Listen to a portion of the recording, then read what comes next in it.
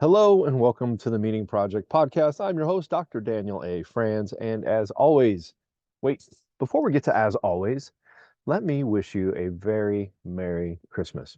In keeping with my usual release date of Mondays, the day this podcast is released will be Monday, December 25th, what many of us celebrate as Christmas. And that Merry Christmas is kind of the theme of today's podcast. Well, because it's released on Christmas. Of course, I'm recording it a few days earlier when many of us, are in preparation for the holiday, for family and friends and gathering, or maybe just seeing people we haven't seen in a while. So, again, Merry Christmas to you and your family and your loved ones and those that you get to spend time with. I hope, well, if you're listening to this on Christmas, thank you. I guess thank you. I don't want to be sarcastic. Thank you for listening to it on Christmas. Have a Merry Christmas. But, most of you will be listening to it sometime after. And keep in mind, the Christmas season for many cultures, many religions, goes far beyond, well, not just the Christmas season, but the season of appreciation and bringing light into the darkness goes well beyond December 25th. So please take that Merry Christmas with you. And we're going to talk a little bit about that in this podcast. As you can see, if you're watching YouTube, or as you can hear on the podcast, my good friend, Dr. B. Baruch Halevi, is in parts unknown with his family, traveling, enjoying the season, I believe, heading from Colorado to California. So hopefully B is having a wonderful time doing that. So it's just me. It's just the Meaning Project representing, of course, behind me, the Viktor Frankl Meaning Academy. But one of the things, if you've been listening, B and I have talked about this month, this holiday preparation season, is first of all the different cultures that celebrate holidays this time of year. I just ran into, interestingly, a individuals that were really wholeheartedly celebrating the winter solstice in a very, what I perceived as, and I don't hope this isn't as offensive, but in a Christmassy sort of way. And it was really quite beautiful, right? They were more in tune with nature than religion, and felt that was their expression of spirituality with their family. So, the winter solstice, and as B talked about, Hanukkah is this time of year as well. Christians celebrate Christmas, and many cultures celebrate different holidays, as we talked about, to bring light into the darkness. We just, at the time of this recording, just passed the winter solstice, the shortest day of the year. And thank goodness they'll start getting a little bit longer as we go into January and February. So that season, the season of bringing light into darkness, goes a little bit longer. But we also this month talked about traditions, the traditions you're going to keep, the traditions you're going to change. Ironically, just today, a few days before, I learned we're doing all kinds of new traditions, and different family will be staying with us that a month ago I thought weren't, and now they are. Maybe they won't. Who knows? Um, the one thing I've learned to go against my Myers-Briggs type indicator preference for planning, and one of my good friend therapists taught me this years ago. He said, Dan, you're a great planner. We really appreciate that. Um, but sometimes you have to check this out. This was mind blowing to me. You have to plan to be flexible. And I thought, well, that's the silliest thing I ever heard. But as I tried to put that into my life, I realized, wow, with a bunch of people that may not always plan, um, that can be really helpful rather than getting myself frustrated, or saying things I might want to take back or apologize for. Interestingly, it's quite funny, in the past couple days, as my daughters are returning from school and coming back for a couple days for the holiday, I learned what I passed on to them in their planning. They're like, Dad, we need to know what's going on. Who, when, where, why, what, how. I said, well, you know what I said. Talk to your mother. No, I said, I don't know, hon. We have to plan to be flexible. So those are two things many of us are confronted with during this season. New family coming in, or new family coming in at different times, different ways, new traditions, different ways to celebrate them. But one of the things B said this month really hit me, and really caused me to change some things I was doing. He said, "Hey, I really appreciate when you offer me a Merry Christmas." So what? He said, "Yeah, even though I'm Jewish, just that simple act, of wishing somebody well in their culture. Let's look at it that way. Let's take a step back, and whatever your culture is, if I was to say Merry Christmas, What if we just took that as, man, I really want you to have a blessed and happy and joyous and wonderful season, day, week, filled with time and family. But too often, and I know I've caught myself doing this in recent years. I really politicized it. Even in my email signature is the biggest because I went from, Merry Christmas, which what I celebrate and maybe other people do as well too. Happy holidays, you know. And I don't know. I was thinking about that, and as we were talking about that on a previous podcast. It's an interesting idea. What if we all started thinking more about the message or the intent? There we go. The intent of the message rather than how offended we want to be. We live in interesting times where it's so easy to be offended by whatever thing, what any little thing we want to be offended by. But why? I guess that's the question. Why? If we consider the other person's motives and me wishing you a Merry Christmas, and maybe you're of Jewish descent, maybe you celebrate Kwanzaa instead, maybe you celebrate Diwali, maybe you don't celebrate, maybe you celebrate the winter solstice. I don't know. But if I'm coming to you of pure heart and simply saying, I mean, how could the words Merry Christmas be anything negative? How could I possibly utter those words in an honest way and intend to harm somebody? And I think as we enter into 2024, as we begin to look at the new year, I was just thinking about this message on the way to the office the other day. Wouldn't it be wonderful if we were all a little more accepting? You know, logotherapy, Dr. Frankel teaches us that we are all unique and singular individuals with an important task we need to carry out in life and meaningful decisions we need to make. What if, rather than being offended by the words somebody says, we actually saw them in their uniqueness, in their humanity, and said, wow, thank you. It's been really interesting. Bear with me here. I was thinking about this earlier. Without B here, I am totally going to Peterson through this conversation. What do I mean by Peterson? Um, I'm sure if you've listened for a while, my great appreciation, in fact, my love for Dr. Jordan B. Peterson and his work. As controversial as some may see it, he does have good things to offer. And if you've ever seen him live, if you've witnessed one of his lectures, he doesn't prepare. The man goes for 90 minutes or so. It felt like 90 minutes, maybe it was less, with no preparation. And I can't remember where I heard this. He said it, maybe it was in one of his books or in a podcast. He says, I just go up there with a problem to solve and I talk my way through it on stage and I make sure people are paying attention. That's one of the special things for him, different from the podcast. He pays attention to the audience. I truly remember he made eye contact with me several times. And I tell you, it was hard. It was late at night. It was in a different time zone. So I was a little bit tired, had a drink or two and was really enjoying the show. But man, there were times he lost me and I was tripped off and then he would make eye contact. I'm like, I'm here, doc. I'm here. I'm with you. The point being, Dr. Peterson, it really is fabulous to watch him walk his way through a problem, to talk his way through a problem.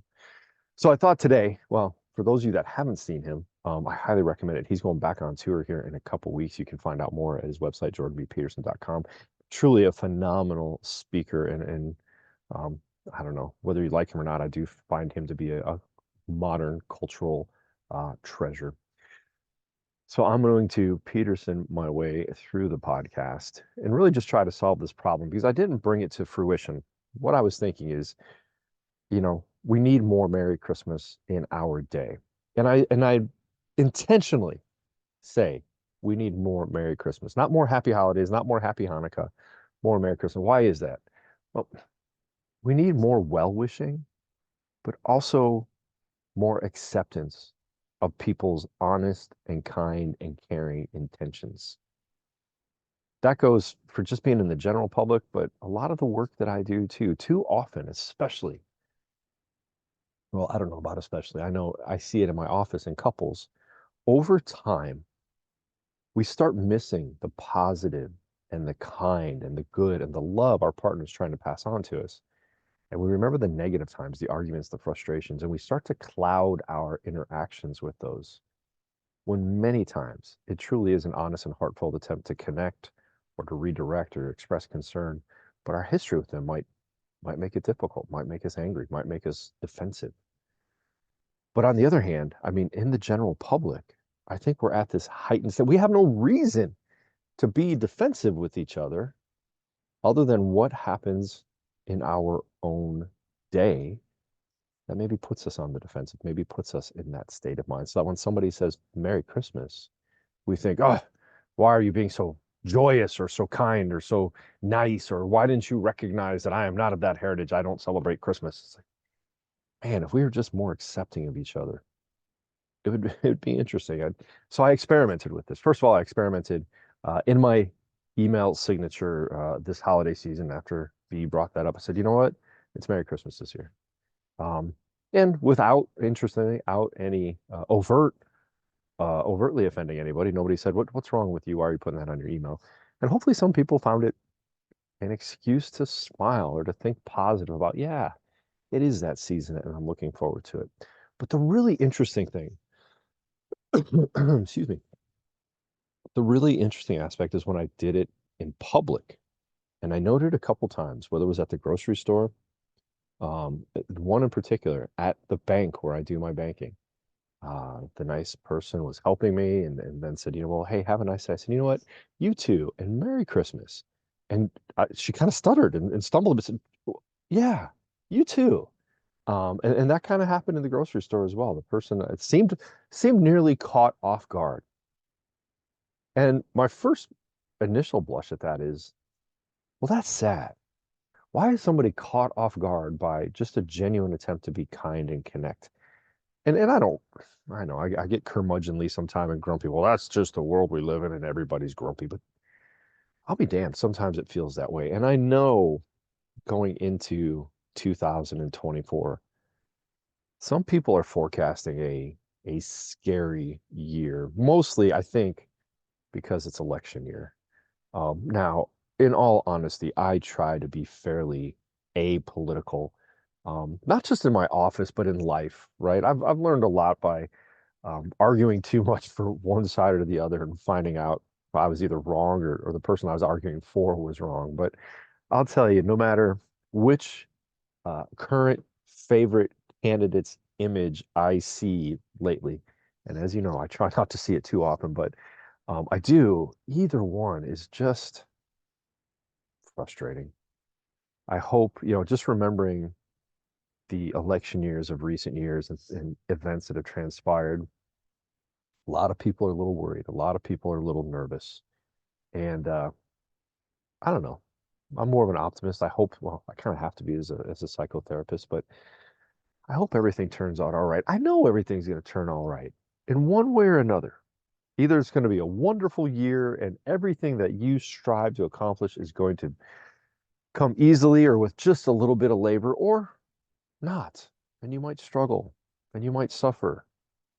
And hopefully, if you listen to this podcast enough, going through those struggles or sufferings will bring you out into some kind of achievement or some kind of better state. That's my hope for you. That's my hope for us. That's my hope for humanity going into 2024 is that we see each other's humanity, that we see the Christmas, the Hanukkah, the Diwali, the Kwanzaa, the solstice. We see the good. We see the light in one another. We see the positives. And maybe we turn off the negatives. Or maybe even better, we choose the negatives we allow into our life. Because I'll tell you, I brought some negative in unintentionally and then intentionally a while back.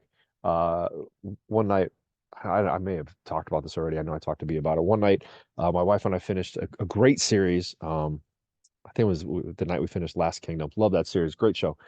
And wasn't quite ready for bed, but wasn't quite ready to turn on a whole nother series. I said, well, hey, this is number one or number two on Netflix. Let's give it a try. She said, all right, we'll try it. And it was called, What We Left Behind or Leave the World Behind or something like that.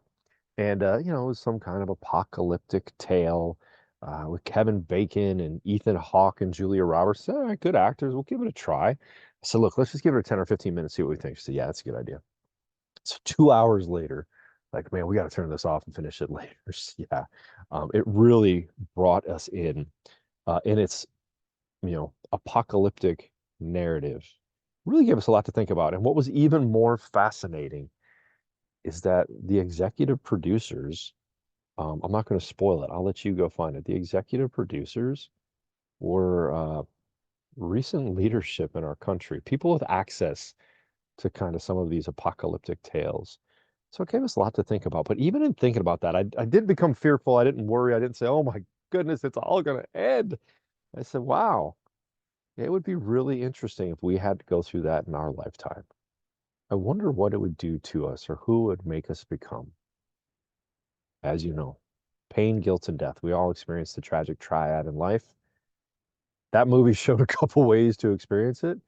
Um, but in experiencing those, we have the opportunity to engage tragic optimism, turning, uh, allowing guilt to become a reason to change our behavior, turning suffering and tragedy into human achievement, and recognizing that in death and the transitoriness, the shortness of life, there's a sweetness that pushes us to go and do and accomplish and love. And so, again, that's my wish for you. Merry Christmas. Happy New Year. And I hope 2024 is absolutely amazing for you, your family, your loved ones, your community, and for all of us interconnected here in what we do and how we go about our lives on this planet. That was far more existential. Of course, it was existential, far more existential than I planned. But I hope you enjoyed me Petersoning. I just made a verb out of that. Petersoning through the idea of Merry Christmas, and I hope maybe it has an impact on how you address yourself and those, how you address strangers, really, and your family and your loved ones going into the new year. So once again, thank you for this opportunity to bring a little bit of mental health and meaning into your day, into your Christmas, into your holiday season, and into your new year. And remember, if you haven't seen or heard about it yet, your search for meaning, we've changed it. So don't turn the podcast off yet. We've completely changed it. Even after our several webinars, we heard you and we realized, wow, people don't want, well, not a lot of people want a 6 month commitment right now. Not all of us want to go back to school. But what many people want is a sense of community and community centered around a common idea like the Meaning Academy, like the Meaning Project, like finding meaning, purpose, and resilience in your life. So we changed the format, but I tell you, we didn't change what you get. The content, I'm quite biased because I create part of it, but I'll be full disclosure. B and I have gone back and forth for over a year on what a curriculum walking through your search for meaning should look like.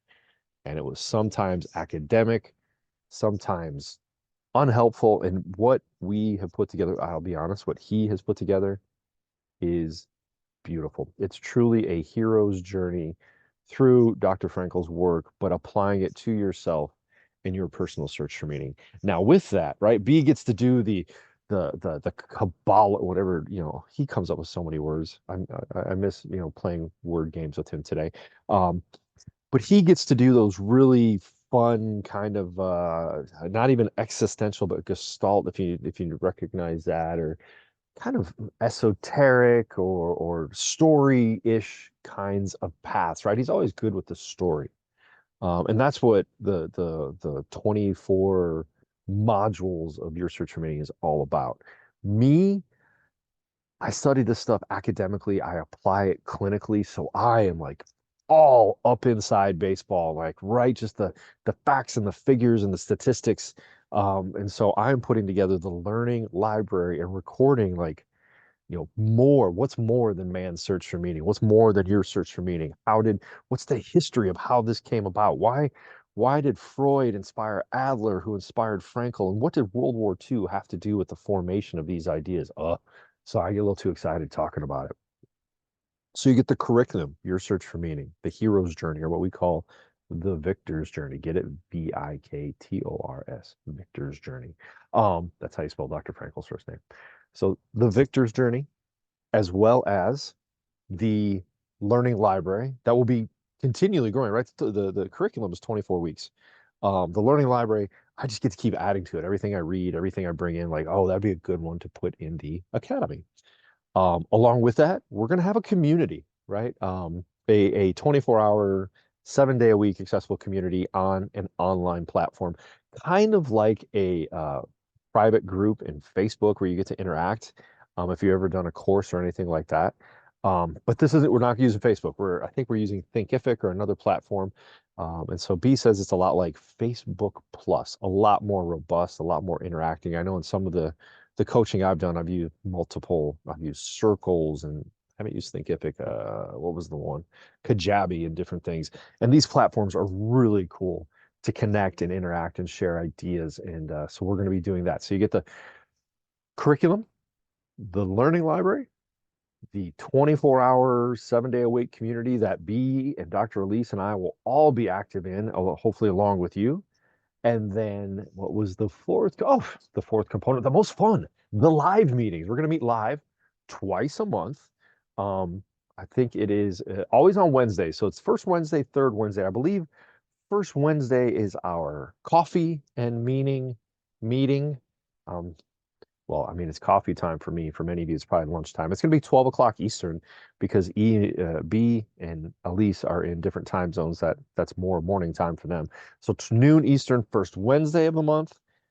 Third Wednesday of the month will be meeting and adult beverages or water or, a cocktail, if you will, in the evening. We'll be doing that at 8 p.m. Eastern. So for those of you that want to catch it a little bit later, and of course, every one of those is going to be recorded and stored in the private community. So you have access to that. All of that curriculum, learning library, community to have these conversations, and community meetings twice a month for all of us to get together. What would you think you'd pay for that? I know in some of my coaching programs that I've like taken coaching, we're talking thousands of dollars here, right? No, we so want people to get this. As I've always said, more people need to know about this. Excuse me. So we want more people in, right? We want to make it affordable. We want to make it enjoyable. We want people coming in and being a part of this to grow and learn. $49 a month, right? $50 a month. Come in, be a part of it, a couple meetings. I mean, seriously, my hourly billing rate is a lot more than that. I know B and Elise are too, right? And you get all three of, well, at least two out of three of us, every meeting. You get all three of us all week long through the community engagement. And then you get our combined knowledge in the learning library and the curriculum meeting. So very excited that we've changed it from a 6-month commitment with a high price tag to just kind of a monthly subscription. I mean, that's cheaper than your cable TV. It's certainly, I know it's cheaper than your YouTube TV. So hopefully it's something you want. We don't want cost to be an obstacle, and we really just want to engage more people in these ideas. So you can hop on over to themeaningacademy.com. Sorry, I caught myself midway. I just realized I totally turned this into an infomercial. And I just want you to know, like through talking about more Merry Christmas for people, it is heartfelt because I was on the verge of tears a couple times, but now I feel like Ron Popeil trying to sell you Tupperware or something like that. But I really hope um, we're really excited about your search for meaning. Hopefully you hop on in and learn a bit too. I know in our pilot, we were having weekly meaning seekers meetings, and we would have anywhere from sometimes just a few, 4 or 5 people, occasionally, a dozen or more, up to 20 people. And we weren't even marketing this thing. So it was some fun conversations too around meaning, purpose, and resilience. So have a look, themeaningacademy.com. You can find out more about what I'm up to. And if you need to, the upcoming men's substance abuse group that I have altered from a live situation here in my office to offer that online too to impact more people. You can find out about that and other things I'm up to at danielafranz.com, DanielAFranz.com. And oh my goodness, this will be signing off the last podcast of 2023. I hope it was a meaningful one for you. As I said, I'll sign off in multiple ways today. Merry Christmas. Thank you for bringing me into your life this holiday season. Thank you for this opportunity to provide a little bit of mental health meaning to your day. And as always, on behalf of the Viktor Frankl Media Academy, live your life with meaning, purpose, and resilience. Take care. Happy New Year. And as we therapists love, I'm telling you, we love to joke around when we do this kind of scheduling. I'll see you next year. Take care.